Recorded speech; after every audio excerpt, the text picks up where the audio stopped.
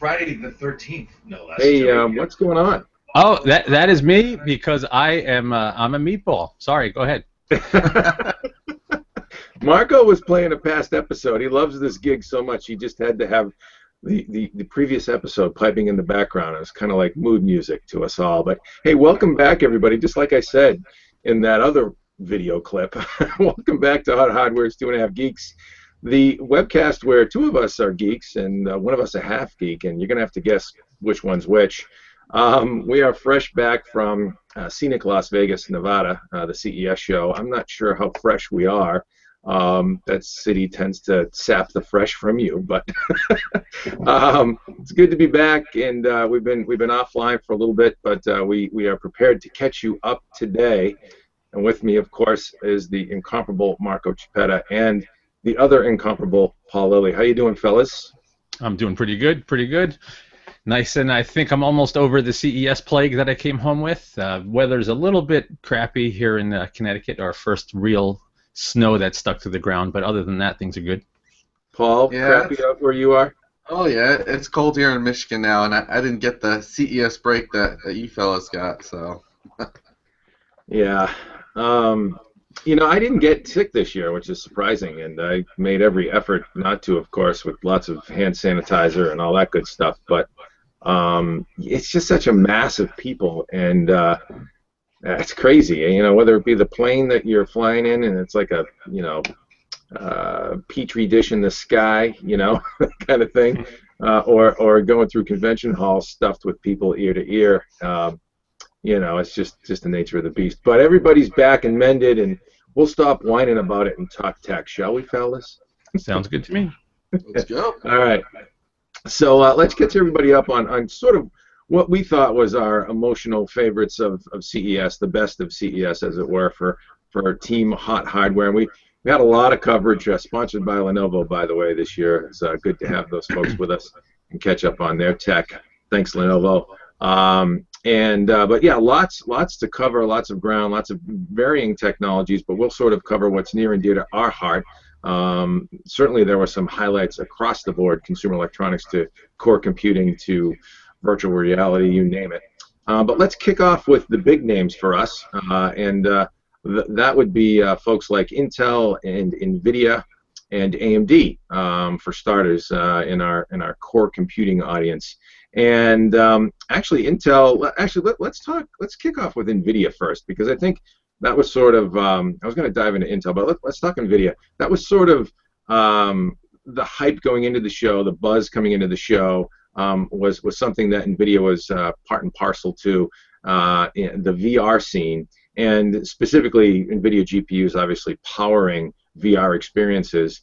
And they came up with a sort of a pre-show tease on NVIDIA partners with system builders to enable GeForce GTX VR-ready experiences for PC architecture. So Marco and I actually got a little time in the NVIDIA suite where they had a number of cutting-edge, really cutting-edge VR demos set up and on display that we could experience, whether it be the Oculus folks, the Oculus technology, Oculus VR, or HTC's Vive. And we got some time there, Marco, and I guess let's hear your thoughts on sort of where we are, the state of VR, the experience you had, and I guess maybe where we're going from here with this thing. Yeah, absolutely. So Dave was witness to an unfortunate moment of mine out at CES. So in the NVIDIA suite, we got a chance to try the latest version of the HTC Vive VR helmet. And there were some awesome demos. There was this really cool painting demo. There was a really cool sort of undersea sunken ship kind of demo. All of it was great, but there was one demo in particular where it sort of simulated climbing Mount Everest. And, you know, you can tell you're in VR. The screens are still not quite high resolution enough to hide all the pixels. But I have not an unhealthy fear of heights, but even something as simple as looking over the edge of an escalator will kind of make my knees sort of buckle, and I get a little weak in the knees. And there was one segment in this climbing Everest demo where You're supposed to look down over a ridge and sort of grab these two cables and walk across what just looks like a little flimsy ladder across a big cavern. And I froze up. I could not do it. I knew I was in a VR demo. I knew I was perfectly safe.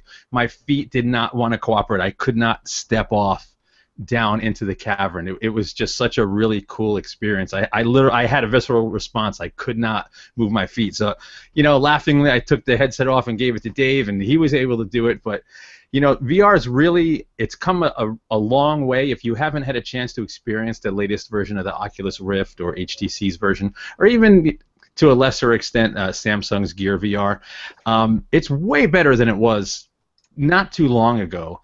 And I'm still not sold on it for this generation on the desktop. I don't think it's going to have a killer app yet where everybody wants it on their PCs, but wow, it was a really cool demo, man. So, Dave, you tell them what you thought after you got in. It's funny. I had a visceral response as well. I mean, yeah, I may have got through that part of the demo, but it was only after, and this was the amazing thing. I tried VR before and looked around and been sort of wowed. But putting these goggles on, and specifically the HTC Vive, which really is a polished experience at this point in time, the second generation dev kit that we tested, it's not just oh wow, look at these cool 360-degree environments anymore. It's you actually feel very much a part of it. You're looking up, looking down, looking left, looking right. In every degree, in every motion, in every tiny little twitch, it's responding in real time and rendering the scene around you perfectly, such that your eyes cannot perceive anything but this demo. Maybe some pixelation here and there. It could be a little bit higher res, and we can talk about that. But that was what amazed me, is my heart rate was up. I mean, I was literally experiencing this thing, and I'm kind of like amped. I'm like, oh my god, I got to go walk up that ladder. I got to go walk across that cavern. I actually stepped off the cliff. They say, hey, if you want to just jump, go ahead. And I was like, yeah, it was totally, the effect was very real. My mind didn't want to, and I took that first step, and I felt the floor under me, and my mind said, okay, Dave, you're not going to die. That's good. But I had that reaction, and it was very real, and it was impressive. I think it's come a long way. I think there's a lot to be done still. We talked about this, Marco, and Paul. We should get your feed on this as well if you've demoed any of these VR kits. But 4K resolution, tether-free, wirelessly, without that cord hanging down from your head. Then you're talking the real deal. It's high enough resolution where you're not going to be able to discern pixels if you're paying attention, and then that experience of just being completely untethered from the machine, and just being free in the air. Yeah, I think that's the holy grail, and I think when you get there, it's another level of immersion in reality that will freak you out. Paul, what do you think? So I haven't played with any of the VR toys yet. I haven't experienced the Oculus Rift or the Vive, or even what Samsung has going on. But my question, I guess, for Marco is, I mean, the hype on this stuff is huge. It's everywhere. You can't avoid VR. Gets talked about probably more than any other technology, and it's been that way for the past year. But listening to you talk about your fear of heights kicking in on that demo. But then at the same time saying that they don't have that killer app, or it still needs to be more. I guess, what, in your opinion, does it need to really to go from hype to something that's the real deal? So I think for some people today, if they were to try some of this stuff, they would be so wowed. Maybe they dive headfirst and want it really badly. As with any first gen, pre-first gen tech, it needs sort of a little of everything. It needs a little higher res, needs to be a little cheaper, needs to be a little less clunky, all that kind of stuff. And then also, lots of games and stuff. Some people kind of initially let out the vibe that they were going to retrofit their games for VR, and it just doesn't work that way. You sort of need to design from start to finish to have this truly immersive VR experience. You can't just bolt it onto an existing game. So I think it's a year or two of software development, another year or two of refinement on the actual hardware. It's definitely head and shoulders better than any previous gen VR tech out there. If you can just let yourself go and enjoy it, it's pretty wild, and the experiences can be pretty good. But we need just a little bit of everything. We need more GPU horsepower, higher res screens, less clunky cables, or potentially even wireless setups. There's just so much data to transfer. I don't think it's easily going to be able to be untethered anytime soon. So a lot still has to happen, but the experience can be pretty awesome today with the right piece of software and setup. That picture Dave just had up on the screen, that was basically a big empty room. So you need space to walk around. You're not just going to plug this in and sit at your chair to really fully experience this stuff. You got to have space to move around. You got to have the room to do this kind of stuff. So I think even once consumers get their hands on it, they're going to realize, oh, maybe my setup isn't even great for this right now. They need a different room. If you look in that picture Dave's showing too, behind his head, that's one of the sensors for the Vive way back in the corner too. So to get spatially and to know where the controllers are, you need a lot of stuff kind of spread out. So yeah, just refinement all around, I think, is what has to happen. Yeah, no, that's right, and it's funny you mentioned that that sensor on the tripod behind me in that shot. That's the kind of stuff that needs to be wireless. That's the kind of stuff that and it's not an easy feat, right? 4K wirelessly is no joke. It takes serious bandwidth to do that, and those sensors can be wireless and positioned anywhere so that any room or more rooms available, whether they be in your house or office, home or office, wherever the application is, can be easily adapted to it. But yeah, it's promising. It's coming. It's definitely real enough now where you can totally get the feel and the visceral response, as Marco said, that takes you out of into the element and into the environment. It's very cool. It's very cool. And yeah, a couple more iterations and a little bit more tweaking here and there with some new tech, and we'll be there in not too distant future. All right, what's that? Real quickly, do you guys have a favorite among the technologies so far between like the Vive and the Rift? And I guess you could throw the HoloLens in there as well, even though it's more. Yeah, I haven't tried HoloLens, but I think we both agreed the Vive was slightly better than Oculus. What do you think, Marco? So the Vive in terms of experience is definitely my favorite.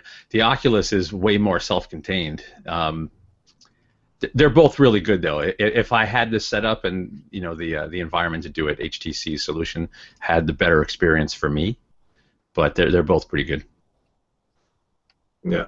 But before we move on from Nvidia, quick, just one last thing we should also mention. They also announced their Drive PX, the second-gen drive car computer for autonomous driving, and Jensen announced that it would be powered by new Tegras and dual Pascal GPUs. Lots of hubbub after the fact because the GPUs he actually held up were not Pascal, but the base technology, pretty cool. We have video up on that if you want to check it out, and I'm not going to bring up the funny moment Dave and I had in the hotel room setting up that article at all because he'll probably bust out laughing, won't be able to stop.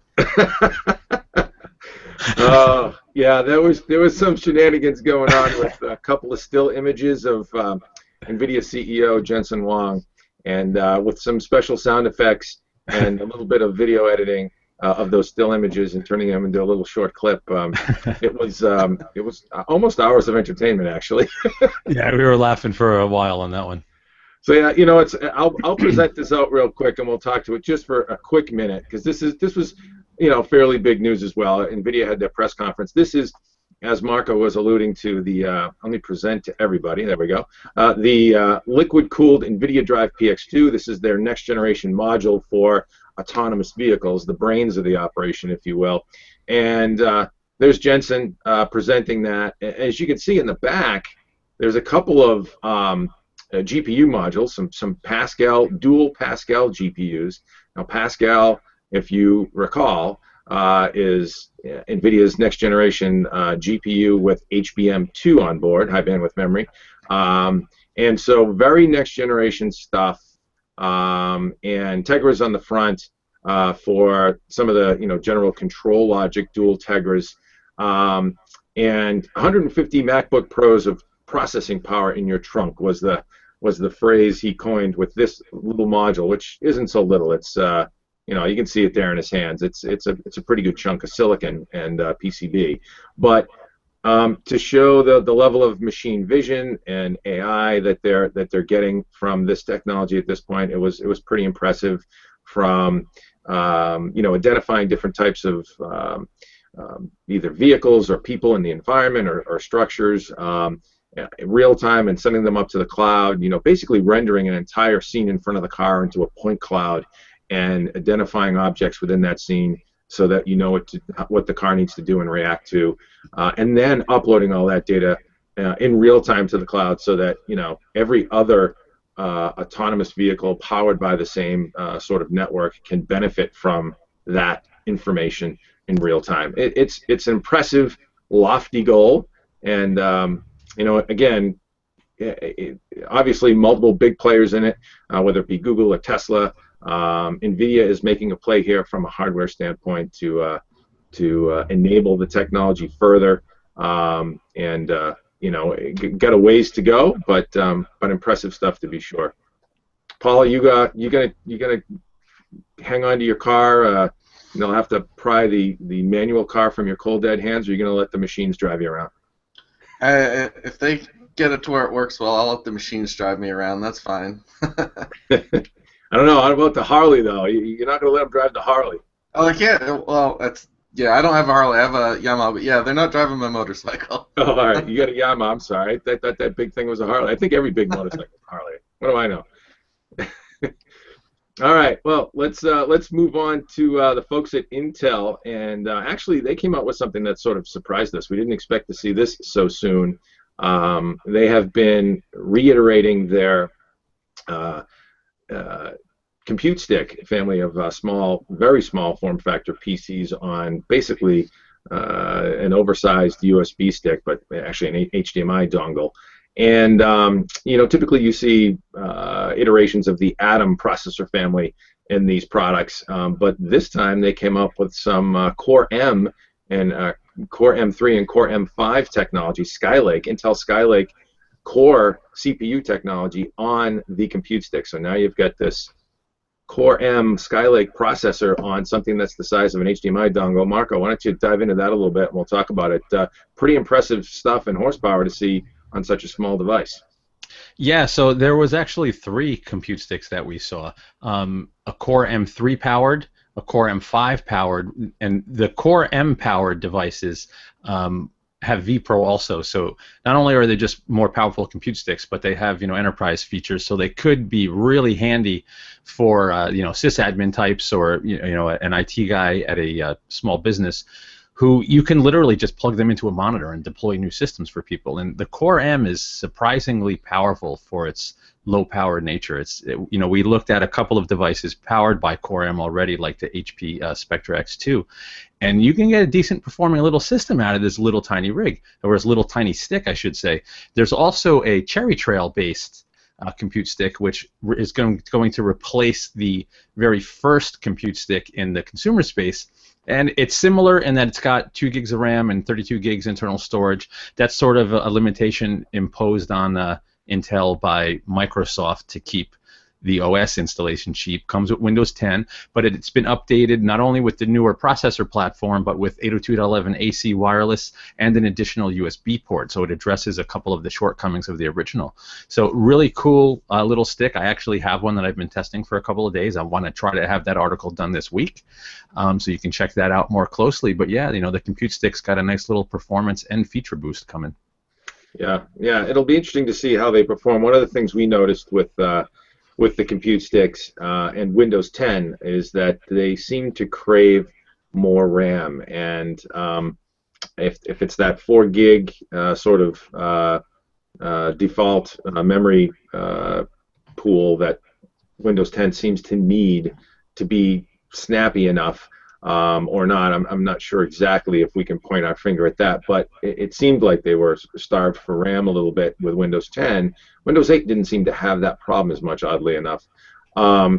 But yeah, the thing, the limitation imposed by Microsoft is kind of like, come on, Microsoft, get with it. You're trying to get Windows 10 everywhere, and you're upgrading everybody for free. But new manufacturers, if you're over 2 gigs, you're gonna pay $100 for a license. Seems a little tight, and it would be a good idea for them to loosen the reins on that and allow these tiny computing experiences that need to be cheap as well to run Windows more effectively and more efficiently. With 4 gig of RAM. So yeah, you're talking now the Core M3, Core M5 variant. I'm taking a look at that now. Is it like $400 and $500? Yeah. I don't think they gave us pricing on the Core M's. Yeah, no, that we've got it. It's actually Core M3 model runs $300 with Windows 10 adds $100 to the price tag, and then the Core M5 will run $500. And we don't know if it's coming with Windows 10. That was the information we had in this article. Paul, did you sleuth that? I think you did. I did, yeah. That was. Yeah. That wasn't. I don't know if that was official pricing or not. I don't remember. Yeah, the chips are still falling there, but Windows 10 with 4 gig of RAM adds $100 to the equation, and it would be nice if it was something significantly less. So what's the license at 2 gig? Is it like $15 or something like that, Marco? I thought it was something like $8 for them when it's a 2 gig memory and 32 gig of storage, and then it shoots way up once you get past that memory and storage allocation. Yeah, see, that's where you need to be. I mean, if you talk about a Core M3 model version running Windows 10 with 4 gig of RAM, that's a nice little setup. At $300, that's a little pricey. You knock almost $100 off that price tag, and now you're talking 200, maybe 225. Yeah, that's a nice price point. And yeah, you can plug this thing into any HDMI-enabled device and bring a full Windows computing experience with Intel Skylake technology. They also brought out NUCs with Skylake, right, Marco? Yeah, there was a few systems. A couple of them we have pictures of. Lots of next gen, the 4-inch, by 4-inch kind of square. Next unit of computing little NUC systems based on Skylake. You kind of knew that was going to happen because Skylake's whole deal is lower power, smaller footprint, so they're ideal for these little systems. One rig we couldn't show you pictures of, but we did get to handle is the new Skull Canyon sort of gamer-oriented NUC that's coming. It does not look like any of these rigs. It's flatter and wider. Way more aggressive looking. That skull will make an appearance on the case also. That's about all we can say about it, other than it will have a very high-end Skylake chip with high-end Iris graphics in it. Really looking forward to checking that out, because these machines I still think are sort of misunderstood. People look at them and go, how could that possibly be a fast, high-performance system? And what I've actually talked lots of people into trying these out that have loved them. Most people buy a PC, they never open it, they never expand it. They buy a tower thinking, oh, I have room for drives, I have room for expansion cards. And then, Joe Public never opens their rig. So you lop off all the expansion slots, lop off all the drive bays, shrink it down to the smallest possible motherboard for just processor memory and this new solid state storage. You can make a really tiny system with some fast components in there, Core i7 class mobile components, and I dig these little rigs. I think they're really cool, and I'm really looking forward to checking out that Skull Canyon. Yeah, I'm with you there, and they're generally upgradable too. I mean, you can't add like a second hard drive or a third to most of them, but you can upgrade the storage that's in there as well.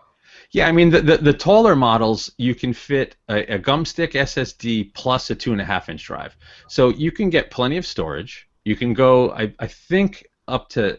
I think it's 32 or 64 gigs of RAM if you can find the SODIMMs that fit in there. Quad-core Core i7 Skylake's coming. A quad-core Skylake with 16 gigs of RAM, a super fast SSD that can do 2 gigs a second, plus, let's say, a 1 terabyte, storage drive in there. That's plenty for most people. That's a nice little tiny rig in a 4-inch square. Yeah, yeah. Great thing for the home theater or for a family media PC or lots of different computing uses around the home where you could get that little fella strapped into. Do you have any NUCs on hand, Paul? Have you delved much into those? A few. The very first one that they came out with, I reviewed for the site. That one had an issue with the Wi-Fi card was overheating, and I think they fixed that long ago. But I've looked at a few of those, and then, of course, the ones that I think it's Zotac that makes the similar size PCs. Yeah, the Z boxes and the mini boxes, and I'm a fan. Like Marco, I'm a fan of these things because it's a surprising amount of power in a little space. And he's right. Most people don't need the towers. I mean, obviously, power users are going to want the expansion and better graphics, but for most people, you slap one of these on the back of a monitor, add a wireless keyboard mouse, you have a homebrewed all-in-one, and it's powerful. What's refreshing actually is that Intel's back into the more into the hardware game that they used to be. I mean, certainly, obviously, they've always been big innovators at the silicon, at the chip level in silicon. But getting out of the motherboard business, we were sort of wondering where's Intel going with this, back in the day, and continuing to innovate strongly now with small form factor computing, whether it be the compute sticks or the NUCs, and then the next generation NUCs, the Skull Canyon, enabling yet a different type of computing experience in a very small form factor, gaming enabled. Sort of technology, and so that'll be really cool. Iris Pro graphics, 128 meg of ED-RAM on board is what they're saying with the Skylake-based version of this. Thunderbolt 3, so now you're talking the ability to get on and off that little fella with, serial I/O, whether it be for storage or whether it be for graphics horsepower, additional graphics horsepower. You can envision that, and so lots of different technologies coming to play here now. The M2 SATA, the M2 PCI Express and NVMe technology at the storage level is huge as well. I mean, that little gum stick pushing over a gig a second, bandwidth is fantastic. That's the kind of technology we needed to enable these tiny little platforms to be so much more powerful. So, very cool stuff. Encouraging for geeks like us. A lot of folks went to CES and oogled over the 8K TVs, and we did too. But this stuff is near and dear to our heart, right? Absolutely. So all right, let's move on a little bit. We'll keep going at a pretty quick clip, I hope here. AMD stepped out with some new technology as well. They gave us some hints to their next generation Zen architecture, as well as the cooling solutions that go with that, right, Marco? Sort of, yes. So before I continue, Paul, is Dave's mic sound okay to you? Is it my stream that's messed up right now? No, I'm hearing it too. It's kind of crackling. All right, yeah. So Dave, your mic is bugging out while I'm talking. Maybe you want to unplug it, plug it back in. I will try and decrackle the mic. All right. So yes, AMD. Nothing totally new at the show except for there's a new cooler, the Wraith cooler they're calling it, that will be coming with FX processors moving forward. They've basically addressed the noise issue some people had with the processor in box cooler that had been previously included. So you've got a nice aluminum cooler with copper heat pipes, copper base, and a new constant velocity fan with a lighted AMD logo on the side. We've got pictures of that guy up on the site.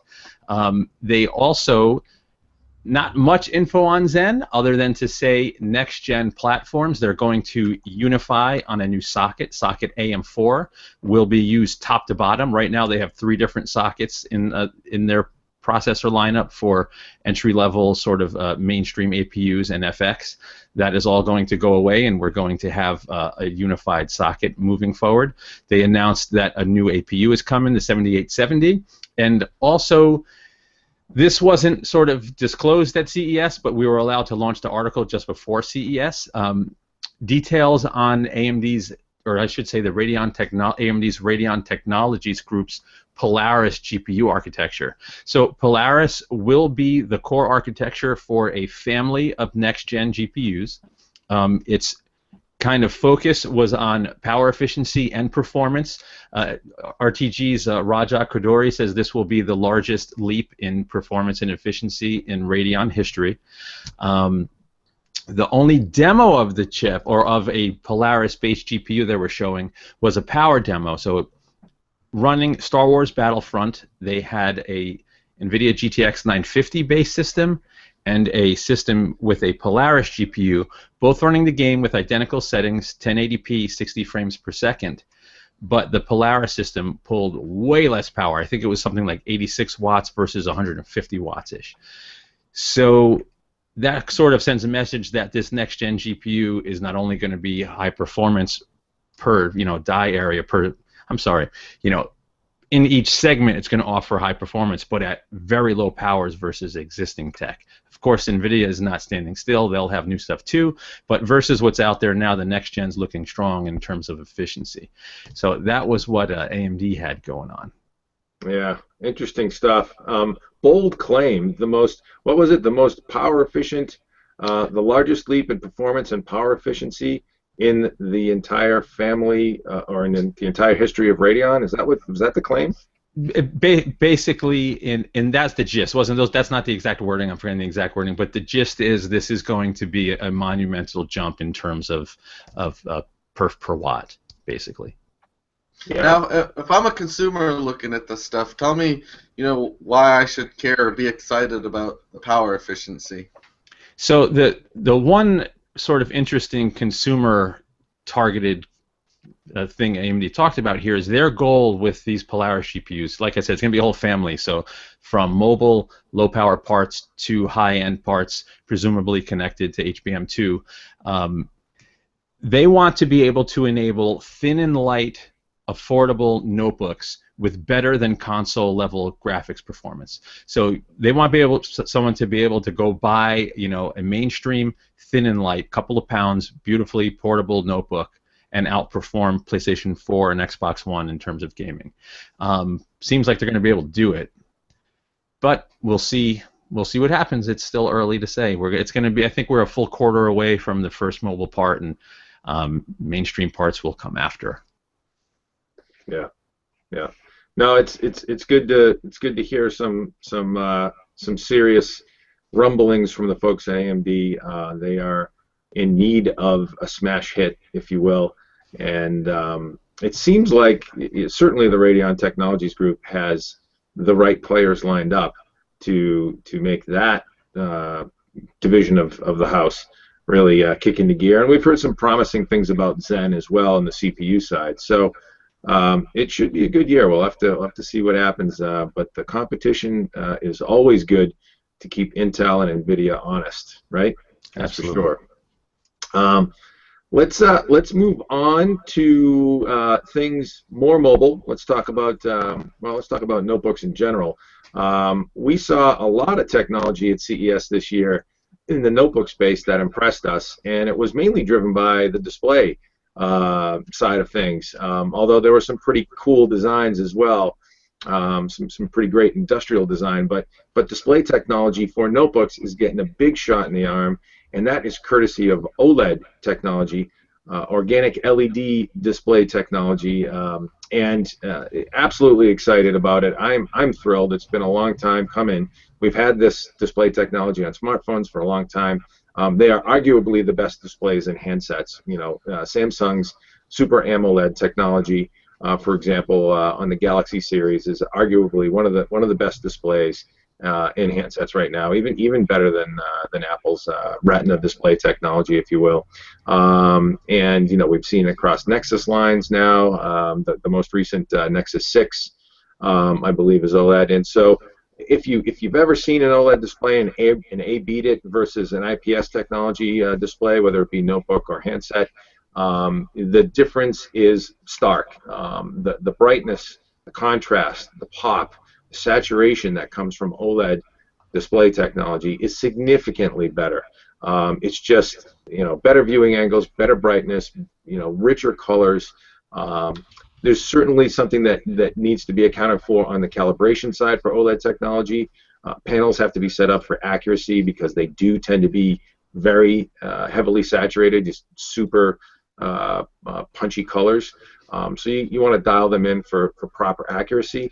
But the technology, I mean, hands down, in my opinion, and I'd like to get your opinions as well, guys, just blows everything else out of the water. Every time I see an OLED panel versus an IPS panel, it's like night and day. So the good news is it's now finally coming to notebooks, and there were actually 3 manufacturers I believe 3, maybe more, that came out with major announcements with OLED display technologies in their notebooks. Specifically, the folks at Lenovo stepped up with the ThinkPad X1 Yoga, and I will share this bad boy out with you right now, presenting to everyone. There we go. The picture does not do it justice. We gave this a Hot Hardware Best of CES award, along with some other manufacturers, a couple of other machines that we saw with OLED displays that were revamped. This is the ThinkPad X1 Yoga from Lenovo. It has a 14-inch OLED display fit into essentially a 13-inch chassis because that really thin X1 form factor with Lenovo. Not Infinity Edge display technology like Dell offers. So there is some bezel going on there, but impressive OLED panel. Again, the picture there doesn't do it justice. Just a beautiful display. Strapped into this notebook, which frankly is my daily driver. I actually run an X1 Carbon, and that keyboard, that Lenovo keyboard, is arguably, at least again in my opinion, the best of breed out there in the market right now for work laptops, for a laptop that you're going to get, pound out a lot of words on. And then you couple that technology with OLED for the display, and then Lenovo's 360 degree yoga hinge, and now you've got a laptop convertible, obviously a large tablet when you flip it into tablet mode, but it's serviceable. I mean, you can see yourself kicking back on the couch and poking at the screen rather than using the keyboard. The keyboard shuts off automatically. It flips into those different modes. As Windows 10 will adjust automatically depending on how you set it up. And so really cool stuff with beautiful displays. And Lenovo had lots of good stuff. What did you think when you saw the display, Marco? Am I gushing too much? Or is this sort of the next, where we're going? It feels to me like we should be going that way more with notebooks. Yeah, no, they look fantastic side by side. The difference is stark. Dave was actually shooting a video with one of the Lenovo reps, and I was playing with the machine and sort of looking at it at all these crazy wide angles, and it's the viewing angles are awesome. The saturation is awesome. The contrast is awesome. Black is like a nice deep true black. Just everything about them is beautiful. They're also lower power, so they're ideal for notebooks. I did get out of one engineer from one company that there are issues still to work through with burn-in and panel self-refresh technology on notebooks.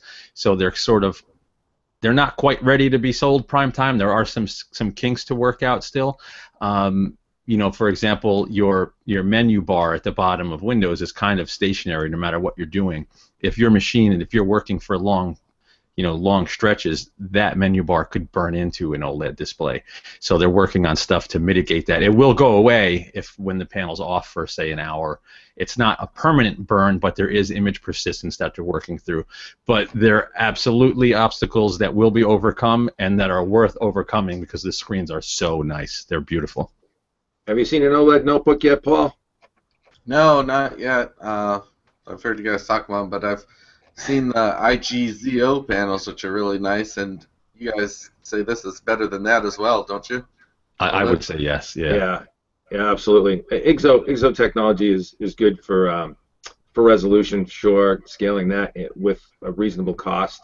OLED certainly adds to the cost. I want to say the Yoga, the reps we're talking about, the Lenovo reps we're talking about, roughly a $200 upcharge for OLED for that notebook. So there's a little bit of added cost. The nice thing about OLED, and we're actually getting confirmation from manufacturers now, is it also helps improve battery life. It's actually lower power consumption in general, and you have to be careful how you light it up. They tend to be very bright displays. You don't need as much brightness, with these. I mean, like you just find yourself, they have so much pop, they have such great contrast. You find yourself being able to bleed back the brightness slider a little bit with an OLED display. So really, that's not a bad upcharge, I don't think, especially if you're like a graphics artist and you really need the higher quality. So I think it's a $200 upcharge for QHD versus the 4K. So it's more expensive than 4K, but lower res. So Oh, right. Yeah, it's there's an upcharge for OLED, but it's not necessarily higher resolution than the next one down. the OLED display is 2560 by 1440, right? Right. It was QHD plus. Yeah. QHD plus. Right. The other guys that introduced something, and I'll share this one out as well. And this is a machine that you've tested recently, Paul. This is the Alienware from the good folks at Dell. Alienware's the Alienware 13. This is the 13R2, and Dell's gaming division. As you can see here in Arrest Me Red, look at that beautiful paint job. And also now rocking a 13-inch OLED panel. Impressive stuff. Again, to see, in this notebook, it really feels right, because you're talking about, a premium, obviously equipped machine, very, high-end in terms of discrete graphics, in terms of the processor. The build quality is top-notch. It's a little bit heavier machine. This is a 4.5-pound notebook with gaming chops, and now with OLED. So really feels at home there. Beautiful looking machine. There's Marco. He's manhandling that thing, no problem. And Paul, what did you think of this notebook? And then the thought that it's migrating to OLED technology as well, or an option at least. This is the one we had. It's the one that's out there now. It doesn't have the OLED display, but it has the IGZO, and it's a really nice notebook. I mean, it has the high-end hardware. It has Skylake in there. It benchmarked well. The interesting thing about this is they're pitching their graphics amplifier accessory with it, which it plugs into their proprietary port, and then you put a desktop graphics card in there, and they send us a GTX 980 to test with it. So basically, when you're at home, it serves as a desktop replacement, and you're getting real desktop graphics performance in your games. And then, if you're traveling on the road, going on vacation or whatever, it still has the integrated discrete graphics in there, the GTX 960M, to take on the road. You can still game while you're on the road as well. So I thought that was interesting. Yeah, there's the graphics amp there. And as you can see, it's a breakout box, pretty good size, toaster size little fella. Yeah, it's definitely not portable. It's meant for home, but I mean, it's legitimate. You get desktop graphics at home with it on your laptop. Right. Yeah. So there you go. Full GeForce GTX 980 card. Plug it into that the custom connector on the back of the machine, and you get full desktop graphics performance available to you. And that's installation cool stuff. Benchmarked real well. Took the benchmark numbers up a significant notch, right? Yeah, as I say, installation is easy as well. The power supply is already in there. All you have to do is plug the graphics card in and plug the cable in, and you're good to go. Yeah. So here you see Metro Last Light, and of course here's the Alienware 13R2 with amp at the top of the chart, and otherwise the Alienware 13R2 with a GTX 960, the onboard GPU is more mid-range. It's a more mid-range GPU because you're talking about a 13-inch notebook, and being able to get, you can only get so much into that form factor. But add that graphics amplifier, external graphics amplifier, and you take your game up significantly. So Alienware sort of, pioneered a custom connector for that ways back, actually a couple of generations ago, I believe, in this family of notebooks. What's interesting now is we're starting to see folks, so that's an external PCI Express serial interface that they built a custom setup for. What we're starting to see now, I think Razer came out with their latest laptop. Well, I think you may have covered that in the news. The manufacturers are now using Thunderbolt 3 for external graphics, and so now we've got even more sort of standardized interfaces for external graphics now, right? Yeah, that one's a little different concept, not just the connector, but as far as I think that one it's the integrated graphics are on the CPU. It doesn't have like a GTX 960M or anything in there. That one, the pitch is you have basically an ultrabook or an ultrabook-like system, which you can again plug the graphics in and play games at home with. So it's kind of, there's similar market segments they're going after, just kind of in a different way. Yeah, so let me share that out again, and this just shows another iteration of it.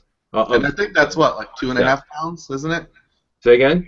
Isn't that like 2.5 pounds, the Razer? Yeah, Two so and you three get a quarter. real thin and light notebook, and then you hook it up to this bad boy over Thunderbolt 3, and bang, you've got external graphics.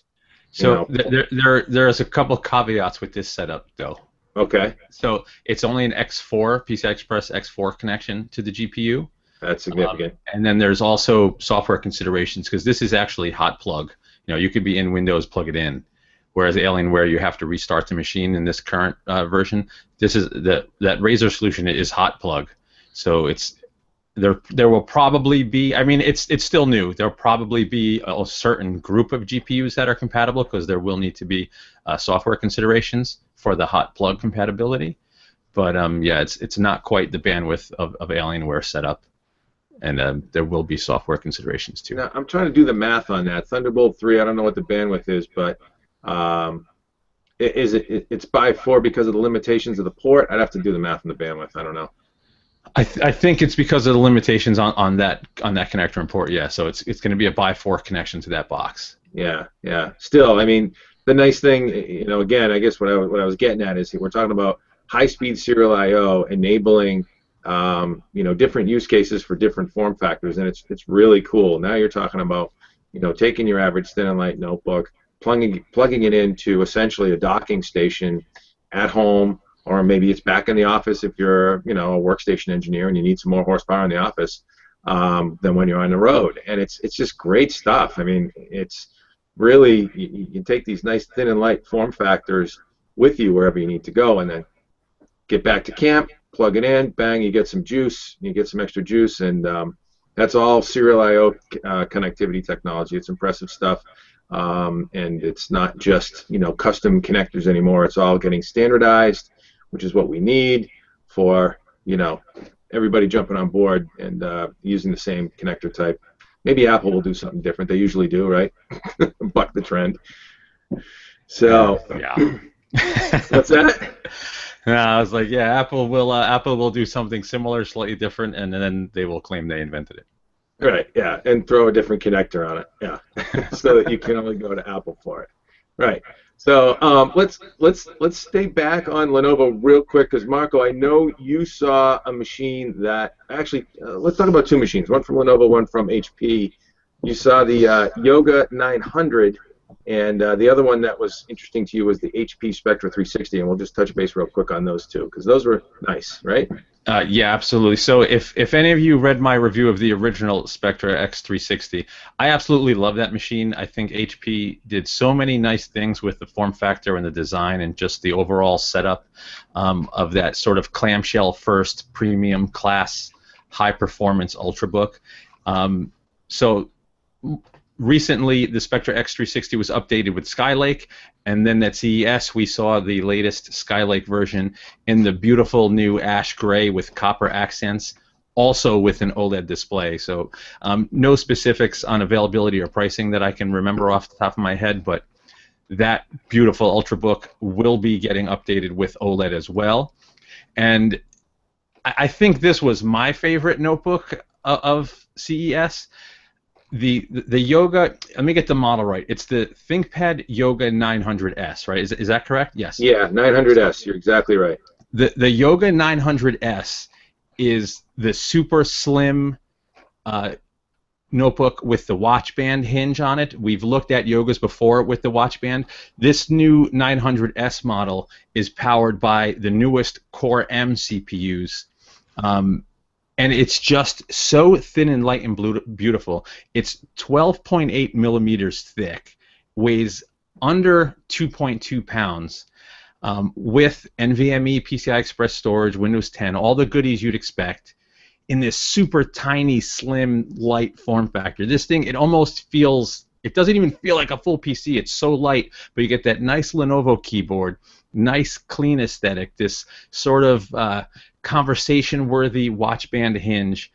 Just, I love the machine. Just a beautiful, little, tiny, thin. I love my notebooks tiny. There's some limitations. You have, an 8 gig of RAM. I think it's I think max 8 gig in these machines, and up to a 512 gig SSD, which for a mobile PC, that's plenty for me. But you're talking almost 11 hours of battery life, 10 and a half hours, I think was the number. They start at about $1,100 for this just nice, thin, light Core M7, up to Core M7 powered ultrabook. I just dug the form factor. I love that tiny, tiny little machine that's easily used, in multiple modes because of that hinge. It can be a full clamshell that's actually sturdy, not like a Surface with the clip-on keyboard. You could do it in tent mode, stand mode, presentation mode. I just dig the machine. Really nice computer. 2.2 pounds. It's amazing what they can get in there. And obviously, the consideration you got to make for those is you don't have any sort of real upgradability, even if you wanted to get inside the skins on that thing. That 8 gig of RAM is a fixed, on PCB installation. That's my assumption. I'm not sure we have confirmation of that, but I don't think there's standard SODIMMs or anything like that in there. But that can be said for a lot of ultra thin and light designs these days as well. So you kind of have to, weigh the pros and cons for that. But again, yeah, PCI Express storage, Skylake, dual-core Skylake processors from Intel, and Windows 10, and it's pretty cool little offering. With in that size, and in that weight class, it's impressive. Yep. All right, so I think we're just about getting down to wrapping it up. Let's talk about what we saw from the system builders, though, real quick. CyberPower, EVGA, and Gigabyte. CyberPower targets broadcast gamers with Pro Streamer. 2-in-1 desktop unveils 2 cyber gaming rigs. So there's actually the folks at CyberPower came out with this concept where streamers, whether it be Twitch or whatever network you're on, and gaming to an audience, and certainly with the advent of esports, this has become something that's a hotbed of opportunity for manufacturers. You tend to have the need for multiple computers, one to handle the stream, one to game on, lots of different computing tasks going on. And what CyberPower did was they came up with an all-in-one system, not an all-in-one in the traditional sense, but all-in-one system, 2 systems in one, I should say. Full ATX style case with a pair of motherboards in there. One's standard full-size ATX, and one is mini. I think is it ITX? Yeah, I think it's ITX, Marco. Yep. What did you think? We took a look at that in the suite, and it was interesting. We saw this from CyberPower a couple of CESs back, and they didn't have the same use case for it. They called it something else. But now, actually, a very good target application for basically dual computers in one chassis, right? Yeah, so lots of the pro streamers, you can stream from your PC, but it consumes resources. If something crashes, it messes up the stream. If the game crashes, or if the streaming software there's lots of different issues with doing it all from one PC. And there's people actually making a living streaming their games from Twitch. So lots of the pro streamers will use multiple PCs. They have their dedicated gaming PCs where they're actually playing their games or streaming whatever from, and then another PC, or maybe even multiple PCs, where they're actually sending out the stream to the site. So what CyberPower did here is, Dave's got the picture up. The bottom half of now this system's obviously custom and absolutely beautiful. The bottom half is a full ATX rig with all your high-end gaming gear, and just above it is a mini ITX rig using Skylake's integrated graphics plus an AverMedia capture card. So the output from the PC on the bottom is pumped into that smaller PC at the top, and that smaller PC is what handles the stream. So it's just this nice, tight little setup where you can get that pro streamer kind of rig, but with one single tower. It's a cool little setup. And no joke as well. If you saw in the picture there, let me share that back out again. You can see there's actually, you've got 2 water blocks for the CPUs. One in the main motherboard area, one in the mini ITX up top. All connected in with really nice tubing setup and a reservoir. Just an impressive configuration from the folks at CyberPower. They've got a thermal tape chassis here, and yeah, really cool. Paul, are you gonna start a streaming channel for us here at Hot Hardware? Is this the kind of thing you'd be looking at? I don't think anyone wants to watch me game, but it is a neat concept. Are they offering that with air cooling? Well, because I'm looking at it and I'm like, wow, it looks expensive. Yeah, they'll be aero. That particular setup was custom for the show for the wow factor. But yeah, there will be just straight air cooled setups. Absolutely, you don't need that kind of liquid cooling. That's just to make us kind of drool a little bit. I'm toying with the idea of starting a streaming channel because, I'm not going to say obsessed, but when I need to just get a game fix in, I just jump into Left 4 Dead 2 still, because it's mindless, it's fun. And I've gotten so good at it that if I get stuck with a noob that I hate, I can make their situation so unenjoyable that they quit. I want to be like the angry Left 4 Dead 2 streamer and just show people how big of an ASS you can be playing that game. You're getting on in your years, so we'll have to call you like the grumpy old man gamer or something like that. The crotchety streamer or something. I don't know. We'll figure it out. Yeah, I mean, I don't know. I don't know what the demographic is for the average pro streamer, but maybe we're getting over the hill for that. I don't know. I know I don't get enough time to game. I wish I did. We certainly have all the toys available to game seriously. Paul, do you game much? I miss those days. Oh no, you guys keep me plenty busy to keep me away from games. No fun for you. Back to work. Benchmark. All I do is I see a lot of game engines. I just see them in a benchmark. Right? Exactly. Yeah, we do a lot of game benchmarking, but actually playing games, I don't know that any of us has the time for that anymore. Yeah. Mark? I think that's why it's still Left 4 Dead 2 for me. I obviously testing GPUs, I see all the latest games and stuff, but I don't have the time to invest in anything that requires any significant brain resources. Yeah, yeah. Mindless violence is fine, but right? Yeah. Exactly. All right, and then the folks at we'll just wrap up real quick. The folks at EVGA were showing off some new VR-ready custom GeForces and some casework, right, Margo? Yeah, so lots of stuff in the EVGA suite. I got to spend some time with those guys at CES. They were showing off their upcoming Skylake-based notebook. EVGA is actually doing a custom designed machine from top to bottom with their own tech, sort of an enthusiast class, oversized ultrabook for gamers. Even the UEFI BIOS is set up like a desktop motherboard where you can tweak tons of stuff. So that was a beautiful machine they had there. There was also, there's so much talk of VR at CES, but not a lot of custom VR GPU solutions, except for EVGA's 980 Ti VR edition. They took one of their ACX2 based GeForce GTX 980 Ti cards, and they basically removed the HDMI connector from the case plate, brought it to the back end of the PCB, and developed a little box that gets installed in a drive bay that moves that HDMI connector to the front of your system and also adds some USB ports. So if you do play with one of these new VR setups, you're not fumbling behind your system. You just plug it right into the front. So I dug that setup. It was cool to see them innovating in that regard. And EVGA also announced at the show that they will be entering the case market. They have a case on the way. They were just calling it their EVGA gaming case at the show. That's not going to be the name. And there will be multiple versions. It's all still in flux. Most likely there will be an entry-level version for about $90. And then as you step up, you'll get ones with this integrated fan controller at the bottom. In that image, you can sort of see the fan speed with button controls to adjust fan speed. There's also a modular liquid cooler built in where you can actually, I saw it done with a machine turned on live. There's a picture of a system in there with 4 GPUs and the CPU all in the cooling loop. And while a system's on, obviously you can't do this for long periods, but they just showed that it was possible. The modular cooling solution, you can literally unplug it, no water leaked out while it was on, so you can daisy chain other water blocks together if you want to add your CPUs, GPUs, chipset, whatever. So that was a really cool setup. I think pricing is also still in flux. I want to say it was $89 starting point on up as you add more features into that case.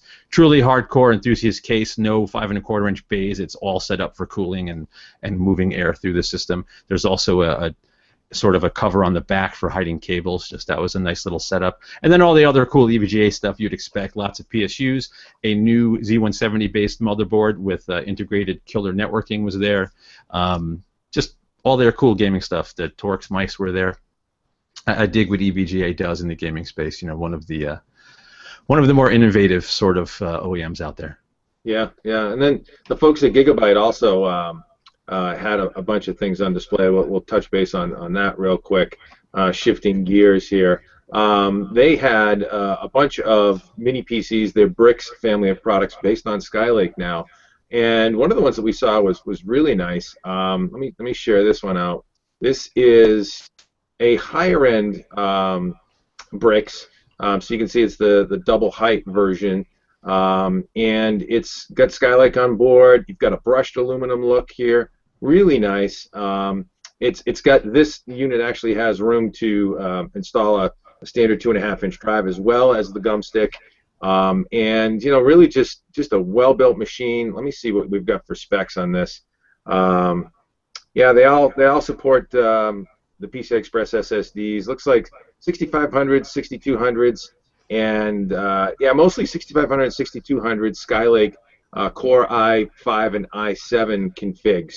I'm just looking through the specs. So good stuff there. And they also had this little fella on display with a mini ITX solution from Gigabyte. This is a really cool thermal take, small form factor PC, small form factor case, and PC you know, components from Gigabyte in there. Excuse me, Enermax, not Thermaltake, and just really cool. That's a nice looking machine. That would look great in the home theater setup, right? Yeah, that thing's pretty bad. So there was also in the Gigabyte, we saw it in a couple of different suites. We actually saw it. Main Gear had one. CyberPower PC had one. I think you just scrolled past it. Right there. So there yeah. was this new sort of all-in-one 34-inch platform going around. This was jointly developed by Intel and some other partners who I'm forgetting. But you're looking at a 34-inch curved display with an all-in-one mini ITX PC in the back with full-size graphics cards. So if you want a sort of funky, awesome all-in-one, you can get crazy performance with this platform coming out from multiple folks. Really cool setup. Yeah, we saw that. We saw that at Gigabyte. We saw that at CyberPower. They were OEMing something. And I'm trying to think who else. Main Gear's got one out there. A bunch of folks were showing that platform. Yeah, Main Gear also. Yeah. So all-in-ones are. You've got some serious, and when you're talking about a 34-inch curved display, you've got some real estate to work with, but picking up some serious horsepower. And I think that about wraps it up. Folks, you should stop by HotHardware.com and check out our CES 2016 coverage. Lots of coverage up on the site for all of the stuff we talked about here and more. Paul is going to be head down this week with lots of new technology coming in the reviews side of things, so he'll be sure to offer up some new reviews in the coming weeks as well. But check out CES to see what's here and now, and then what's coming this year on the pipe, because a lot of the stuff that we saw is sort of pre-release stuff that, you know, in the next few months we're gonna see in the channel and not available yet. So look for our full reviews when we get to those. When we get those products in a full released state. Things like the Core M compute sticks, for example. We're waiting on samples to get that kind of stuff in. So stick around. Marco, can we talk about anything in the land of sweepstakes coming up, or are we working on anything for giveaways, or? I don't think there's anything to talk about yet. We obviously love to do that as often as possible, but the cogs are in motion. Nothing to announce. What I will just build upon what Dave was just talking about. If you hit hothardware.com/tags/CES 2016, there are pages upon pages of articles of our CES coverage. The whole team was firing on all cylinders here, so we just really touched on what we saw in the podcast. There's lots more out there. We also had a 10 best picks of CES that we put up on the site, and over the course of the last week or so during CES, a few feature articles went up. I built a really cool Star Wars Battlefront-inspired PC that features all AMD hardware. That was like a fun little rig. Plus, we had some reviews of notebooks and phones that went up, so definitely check out our feature area. And the news is just chock full of stuff all the time, so check out the HotHardware.com homepage as well. Yep, and you can find us on Facebook at facebook.com/HotHardware, twitter.com/HotHardware, Google+, and of course YouTube here, where we encourage you to thumb us up and subscribe if you liked what you saw today and any other time for that matter. Hot Hardware Vids on YouTube. Paul, any parting words? Do you have any ideas for what we could give away? By the way, we could, what sort of things we can tempt these folks with? You guys do a good job with that. It seems like you always have a system, big or small, or something nice to give away. So I'm sure you'll figure it out. I need to interrupt before we go because we forgot something awesome from the show. What? That friggin' awesome OCZ Revo Drive 400, man. Oh, thanks for catching that. Oh my God, shame on me, MC that I'm supposed to be. I MC'd that one off. Yeah. So real quick. Here's the 30-second pitch. OCZ Revo Drive, PCI Express, NVMe, 2.7 gigs a second. Yeah, baby. And badass. There it is. Boom. Yeah. So yeah, there you go. There's your M2 style gum stick stuck into the connector and then into this PCI Express adapter card by 8 adapter card. 2.7 gigs a second read. I want to say it's like 1.6 gigs a second write.